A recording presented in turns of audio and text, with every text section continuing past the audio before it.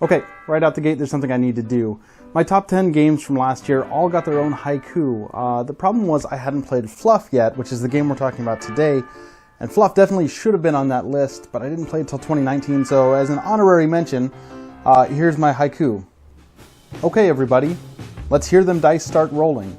9 2s, I call Fluff. Essentially what Bananagrams Inc. has done is they've taken a very old game called Liar's Dice. One that you've probably heard of, and if you haven't, you've seen it played in Pirates of the Caribbean 2, unless you didn't watch Pirates of the Caribbean 2, which you probably shouldn't have anyway to begin with.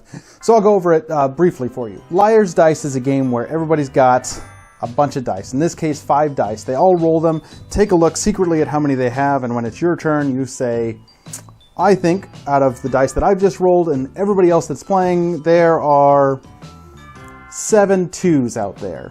The next person then calls me on it and says if they think I'm wrong. If I'm wrong and everybody shows there aren't 7 2s out there, then I lose one of my dice. If I lose all of them, I'm out. The game continues. Or the next person then has to make a higher wager. So if I said 7 2s, they could say 8 2s. Or they could say, 7 3s. They could raise that second number. And then so on and so forth until somebody gets called out. Now, Fluff is very similar to that game.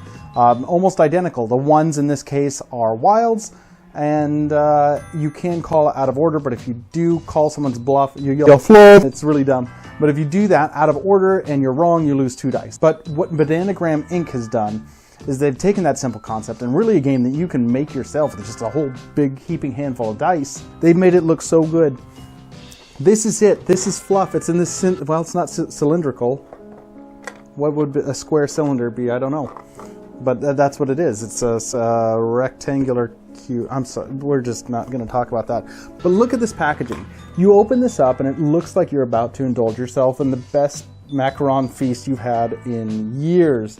And I think they're macarons because macaroons are the coconut ones with the chocolate on it, whereas these look like the almond flour.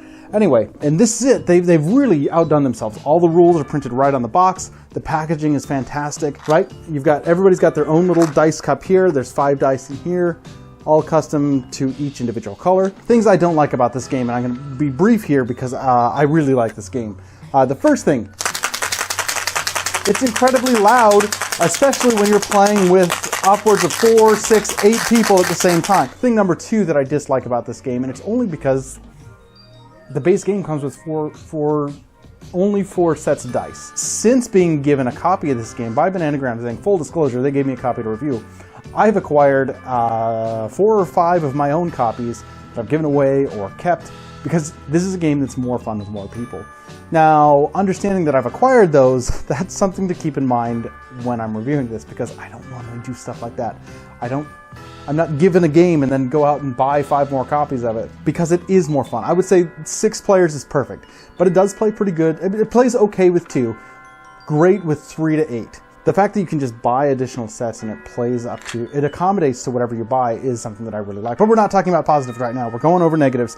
So let's see. -1 was it's loud, it's kind of fun to hear.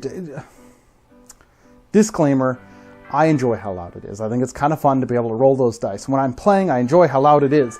When I'm not playing and I'm trying to converse out to the side, I detest it. It's horrible because you can't hear anything else.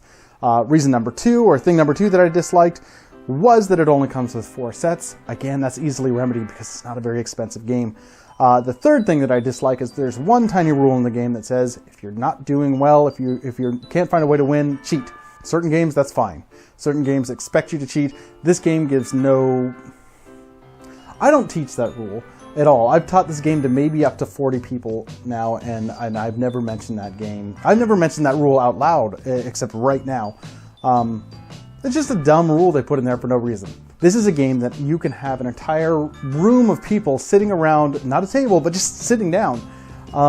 And you can be up and running within minutes. Now, going in line with that, you don't need a table.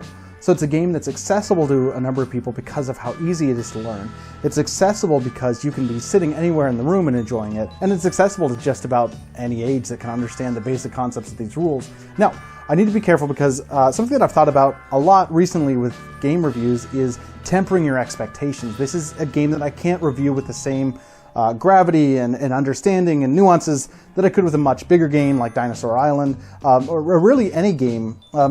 Go in understanding that this uses dice. There's a lot of random elements to it. It uses social deduction. You have to understand and read your opponents.